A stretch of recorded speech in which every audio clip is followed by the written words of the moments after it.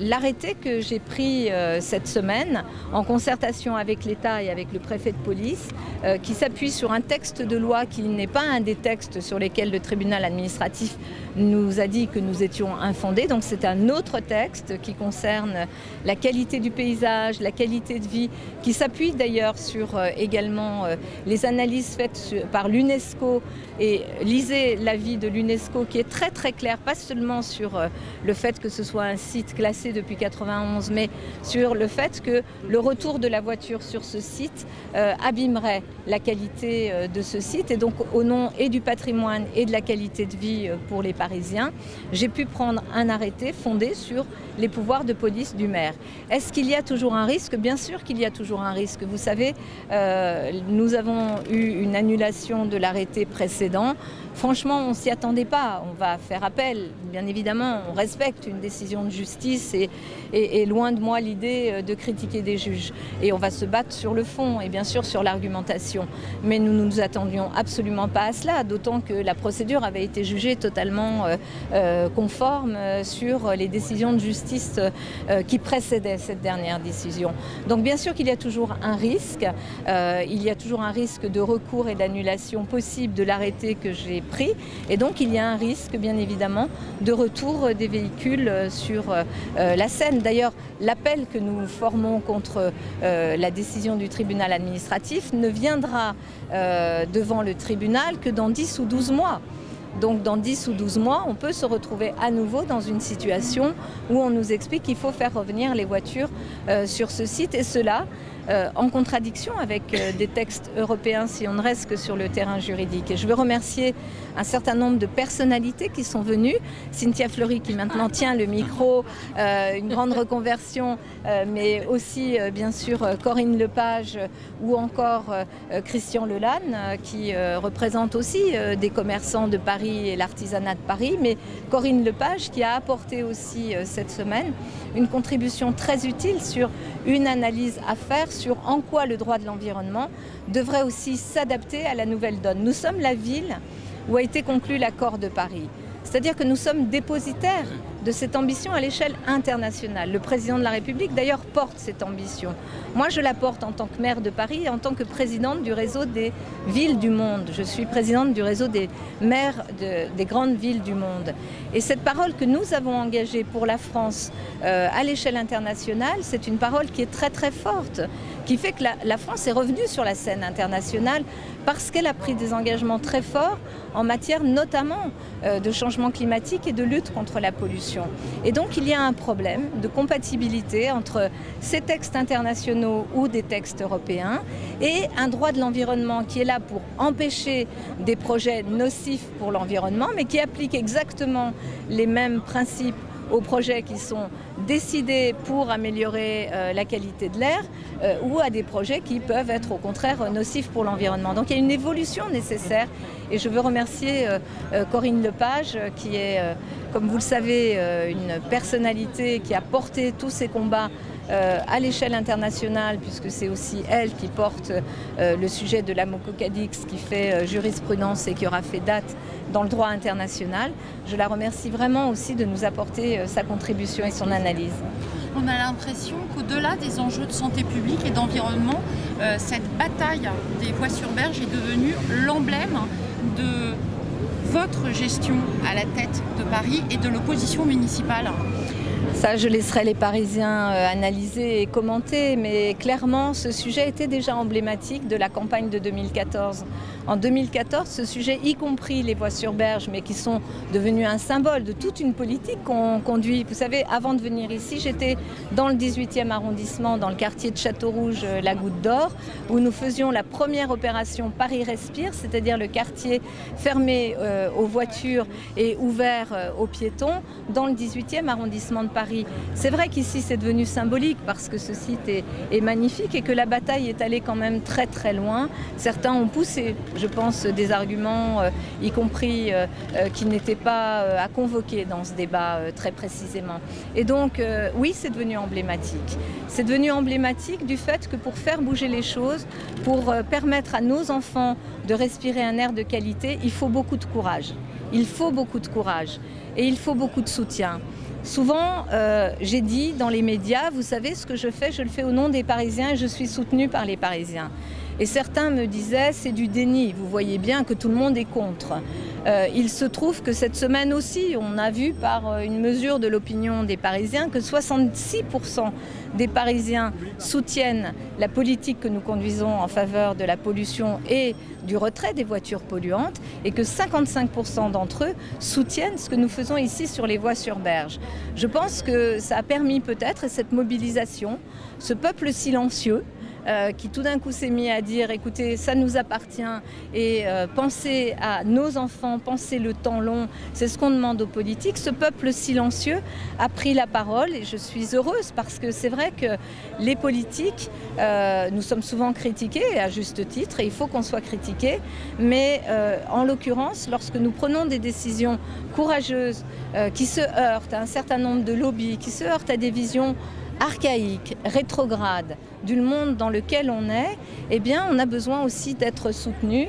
Et j'avoue que depuis tout à l'heure, dans le 18e et encore ici cet après-midi, je trouve que le peuple de Paris est toujours debout à prendre la parole comme il faut, quand il faut, avec une très grande honnêteté et avec un sens de l'histoire et de l'avenir. Merci beaucoup. Paris en scène, pardon. Excuse-moi. Sont à nous. Elles sont à nous.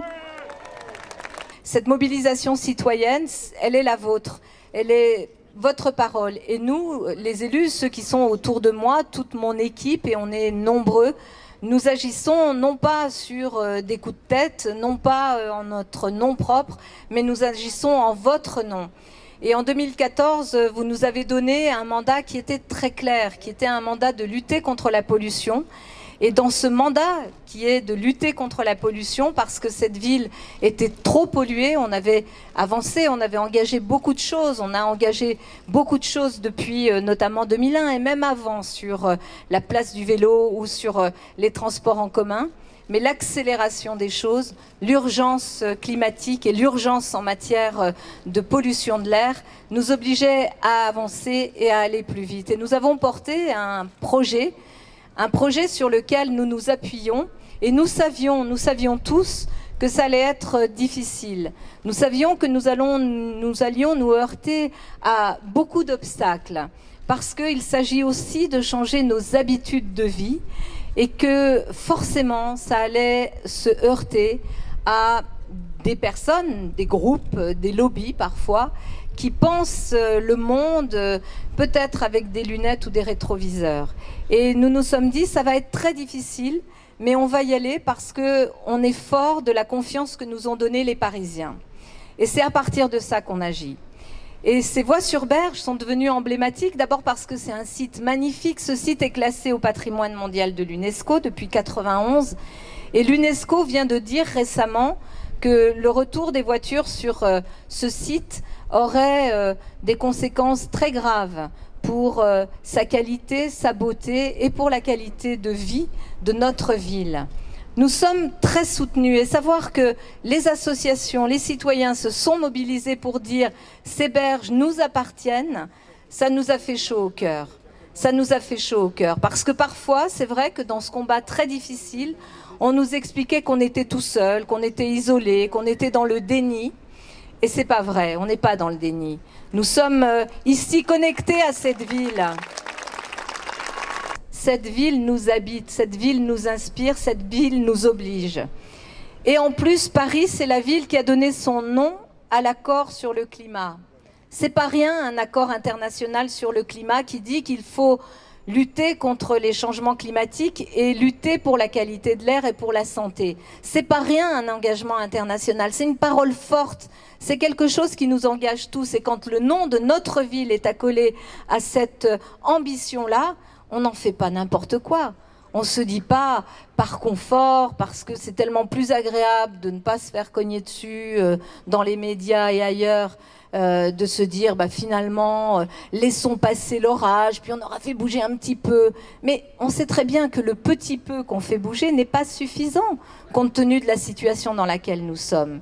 Et donc nous nous sommes dit, et je veux remercier les élus autour de moi aussi, parce que c'était courageux pour eux de résister à ces tempêtes, parce que c'était une vraie tempête. Je veux remercier tous les élus de Paris qui, de façon courageuse, ont continué à porter cela. Et je veux remercier les élus aussi des autres territoires qui entourent Paris. Ils sont là présents, des élus de la Seine-Saint-Denis qui sont venus, Stéphane Troussel et Daniel Guiraud. Il y a des élus du Val-de-Marne, il y a des élus de la région, il y a des élus partout en France qui nous soutiennent parce que ce sujet est devenu emblématique. Alors oui, nous sommes là pour dire que nous voulons que nos enfants respirent un air de qualité. Oui, nous sommes là pour dire que nous sommes dans le sens de l'histoire, que c'est nous qui portons l'avenir. Oui, je suis là avec vous pour dire et soutenir cette action citoyenne, pour dire que oui, nous sommes engagés sur du temps long, parce qu'il faut que les politiques intègrent le temps long. Et ce n'est pas l'urgence et les débats et les polémiques qui vont nous faire reculer sur ce temps long.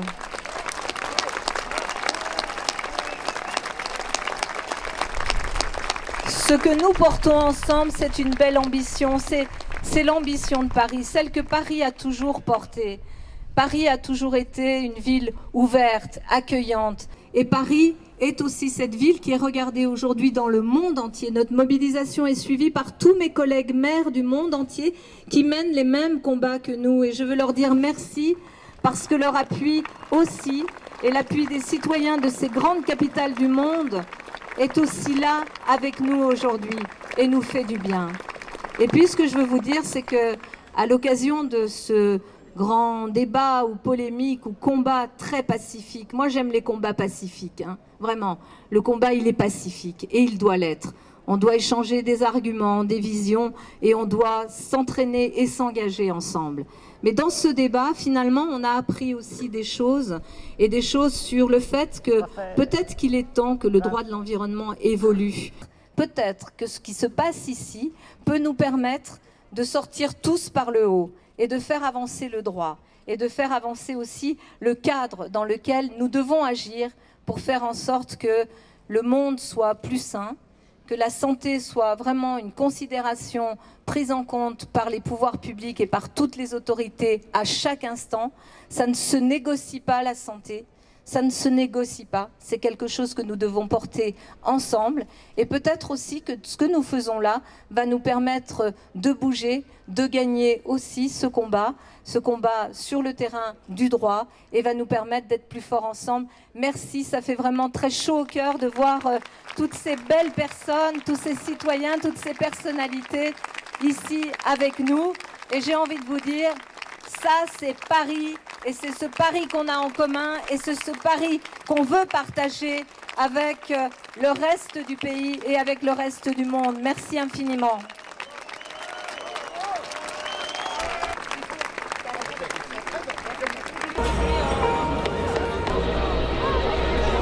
C'est un atout pour Paris, c'est très beau, c'est merveilleux, ça nous fait plaisir de se promener. Et je suis contre le fait, contre l'idée de faire Paris, de faire une grande autoroute qui traverse Paris comme ça. C'est un peu dommage pour cette ville merveilleuse. La solution, ça ne peut pas être de faire une grande autoroute qui traverse Paris. Ça, c'est pas ni pour eux, ni pour personne. Et il faut trouver une solution. Je suis tout à fait d'accord avec eux. Il faut améliorer les structures, il faut leur offrir des transports convenables. Et c'est un problème pour eux, je suis d'accord. Moi, je suis venu montrer mon support à la politique d'Anne Hidalgo qui consiste à faire en sorte que les berges puissent être piétonnes et qu'on prenne en compte peu à peu la décroissance du trafic automobile dans la capitale, et non seulement dans la capitale, mais je pense aussi dans la proche banlieue. Pourquoi c'est important de travailler comme ça contre la pollution ? Ouais, je pense que c'est important. D'abord parce que c'est un enjeu de santé publique. Ça c'est clair, il y a des chiffres qui expliquent combien il y a de milliers de morts prématurées à cause de la pollution. Mais aussi parce que pour le cadre de vie, c'est important. C'est important qu'on puisse, comme aujourd'hui, se balader, que les enfants aient des endroits où ils puissent aussi s'épanouir et que l'ensemble des quartiers puissent être capables de mener une réelle vie de quartier. Hidalgo, elle est beaucoup critiquée par rapport à cette mesure, notamment parce qu'il y a beaucoup plus de bouchons qu'avant. Qu'est-ce que vous en pensez? Alors sur les bouchons, moi je connais bien les bouchons parce que j'habite dans le 6e, donc effectivement on a vu passer des bouchons, notamment sur le boulevard Saint-Germain. Ça c'est clair, c'est vrai. Par contre maintenant on voit que ces bouchons sont en train de diminuer et finalement on a à peu près le même phénomène que celui qu'on avait lorsque d'autres voies sur berge ont été fermées, c'est-à-dire qu'au début il y a l'embouteillage, il y a beaucoup d'embouteillages et puis peu à peu on constate qu'ils se résorbent. Et donc on est sur cette phase où actuellement les embouteillages se résorbent et ça je le vois directement puisque je suis, disons, impacté par ces embouteillages vu où j'habite. C'est une bonne mesure selon vous? C'est des priorités à faire, comme changement à faire dans Paris, les voies sur berge? Oui, je pense que c'est une bonne priorité et je pense que ceux qui crient contre les voies sur berge avaient crié contre la fermeture des voies sur berge sur la rive gauche, avaient crié contre d'autres fermetures de voies qui maintenant ne sont plus remises en cause. Ceux qui s'opposent à ce projet disent que la priorité est qu'il faudrait plus dépenser de l'argent par exemple pour mettre les SDF à l'abri que pour ouvrir des voies pour les piétons et les vélos. Oui, enfin ça honnêtement, je pense pas que l'un empêche l'autre et que l'argent qu'on consacre aux voies sur berge... Il y a toujours des SDF dans la rue, on en a toujours des SDF dans la rue. Oui, bien sûr qu'on a des SDF dans la rue, mais il y a aussi un budget important qui est consacré par la mairie de Paris aux SDF. Et si vous mettez en parallèle l'argent qu'il faut pour aménager un petit peu les voies sur berge ici et l'argent dont on a besoin pour recevoir dignement les SDF, il n'y a pas photo, quoi. On ne peut pas non seulement opposer l'un à l'autre, mais en plus les ordres de grandeur ne sont pas du tout les mêmes. Paris ne peut pas décider tout seul de comment il régit sa circulation, puisqu'il y a effectivement des gens de banlieue et puis des transferts entre la banlieue et Paris, et puis aussi de banlieue à banlieue. Alors banlieue à banlieue, ça ne concerne pas les voies sur berge, mais c'est vrai qu'il faut qu'on ait une approche globale de la circulation, et je pense que là-dessus, l'idée de la métropole et de la réflexion sur l'ensemble des transports parisiens va permettre d'avoir une meilleure vision globale et de prendre des décisions qui soient bénéfiques pour tous, ou au moins qui prennent en compte l'ensemble des parties prenantes, qui ne sont pas uniquement les Parisiens. C'est quoi la suite? C'est les Champs-Élysées piétons en permanence? C'est quoi la suite pour vous? Qu'est-ce qu'il faudrait faire? Non, je crois pas. Écoutez, alors là, j'ai pas réfléchi à la suite, mais il y a une journée sans voiture par mois. Je crois que c'est assez sympa, mais bon, ça reste très, je dirais pas anecdotique, mais très symbolique. Voilà. Après, il faut probablement effectivement travailler sur le plan vélo. Je pense que moi, je suis un adepte du vélo, du Vélib.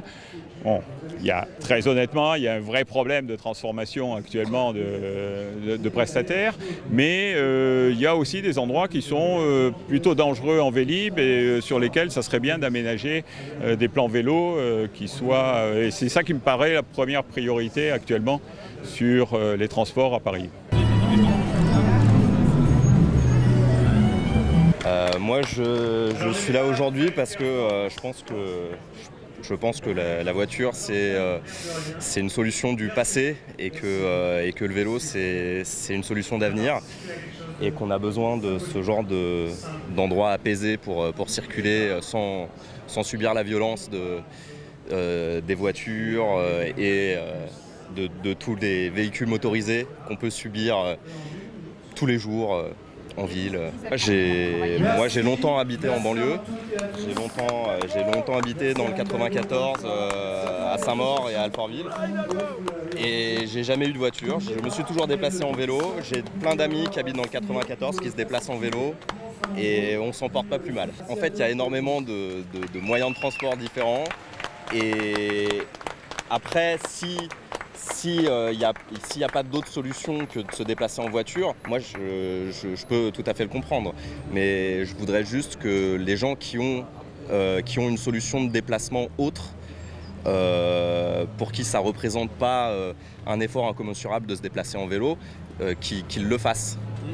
comprends les gens qui critiquent Hidalgo et ceux qui disent que depuis que les voies sur berge elles sont fermées aux voitures, et il y a plus de bouchons, les véhicules d'urgence ont plus de mal à circuler. Vous comprenez ces critiques-là ? Oui, moi je comprends ces critiques, sauf que on parle quand même de, il y a 10% des déplacements qui se font en voiture et ça représente 50% de l'espace public qui est alloué aux voitures. Donc c'est un état de fait qu'il faut modifier si on veut vivre dans une ville qui prend en compte la vie de tous les habitants et qu'on puisse vivre en harmonie. Je suis pas ici pour soutenir politiquement Hidalgo. Moi, je suis ici pour parler de la place du vélo en ville. Moi, je suis là pour ça. Après, il y a plein d'autres problèmes. On peut parler de plein d'autres choses, mais moi, je suis là pour soutenir la place du vélo en ville et faire en sorte que au XXIe siècle, il y ait de plus en plus de places allouées au vélo et que ça devienne vraiment, le moyen de transport majoritaire, parce que plus il y a de vélos, plus on peut se déplacer en sécurité en vélo et plus les gens sont heureux.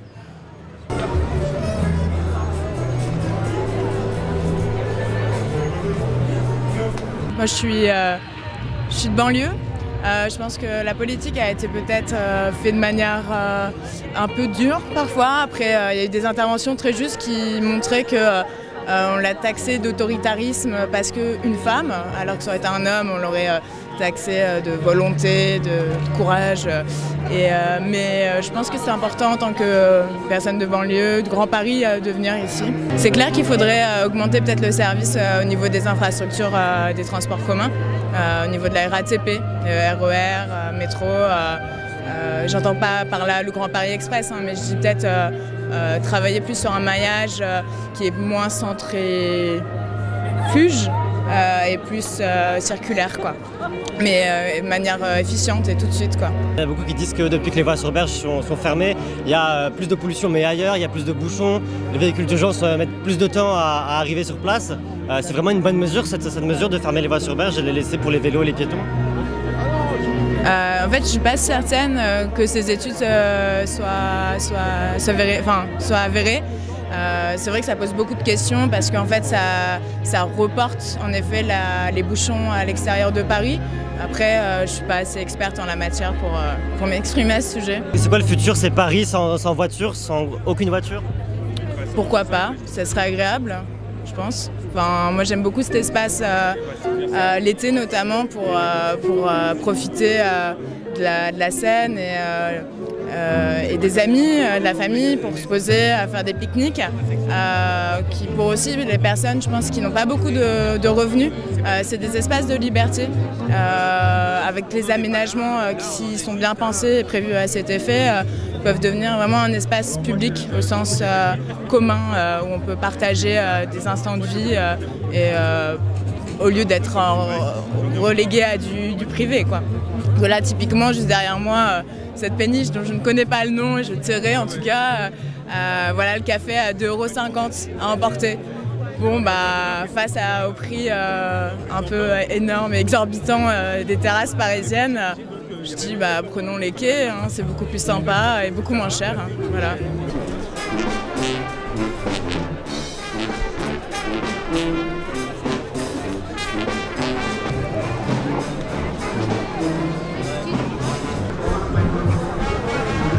Eh bien, on vient alerter les Parisiens sur l'état des RER et on voudrait que la circulation des banlieusards s'améliore, qu'ils puissent arriver à Paris dans de meilleures conditions pour travailler, alors que les RER sont de plus en plus embouteillés, sont la source de retard, d'accidents à répétition. On n'est pas contre la fermeture des voies sur berge, mais on constate quand même que la fermeture des voies sur berge, ça entraînait des difficultés pour les banlieusards à venir à Paris. On voudrait que des parkings soient créés à la périphérie. C'est tout, c'est l'essentiel de notre message.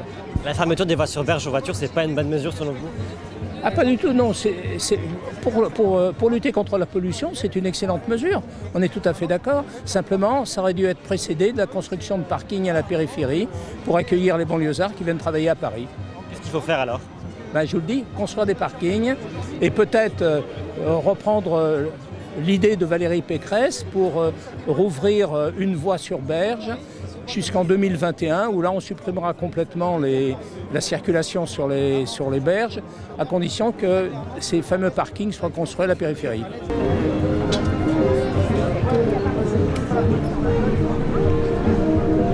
En fait, on est là pour sensibiliser les personnes. Non, on n'est pas contre le fait de la fermeture de la voie sur les voies sur les berges, mais c'est pour que les gens soient sensibilisés sur le fait qu'il y a une problématique dans le transport en commun dans la grande banlieue. Que aussi, l'autre problématique, c'est que Paris ne soit pas aussi le seul pôle attractif économiquement, pour éviter que les gens se déversent tous les jours sur Paris, et que la richesse soit mieux repartie sur la région d'Île-de-France. Et voilà, notre but, c'est ça, c'est une relocalisation des emplois sur l'Île-de-France, pour mieux repartir les transports sur les temps. Voilà. La mairie de Paris, elle a fermé les voies sur berge sans forcément penser à toutes les conséquences qu'il y allait avoir, vous pensez? Mais justement, c'est un peu, oui. Aussi, en fait, il y a eu une décision unilatérale. À la limite, c'est pas qu'on est contre cette décision, mais on aurait pu en discuter de façon plus large, voilà, et peut-être trouver des solutions en commun pour, voilà. C'est surtout ça, que ce soit plus concentré sur Paris, que les décisions ne soient pas seulement résumées à Paris, quoi. Aujourd'hui, on est en pleine schizophrénie parce que la croissance démographique, elle se produit en grande couronne, et la croissance économique, elle se situe à Paris et à proximité. Et donc, on est en train de faire exploser notre région. Voilà. Donc, on peut décider de ne pas le voir. Là, tout ça, c'est un vocabulaire guerrier qui ne veut rien dire du tout. Non, mais les statistiques, ça veut dire quelque chose. Mais oui, il faut dire, tiens, moi j'ai bossé, maintenant je suis à la retraite, mais je bossais tous les matins à 8h, je prenais mon métro, il n'y a jamais eu de problème.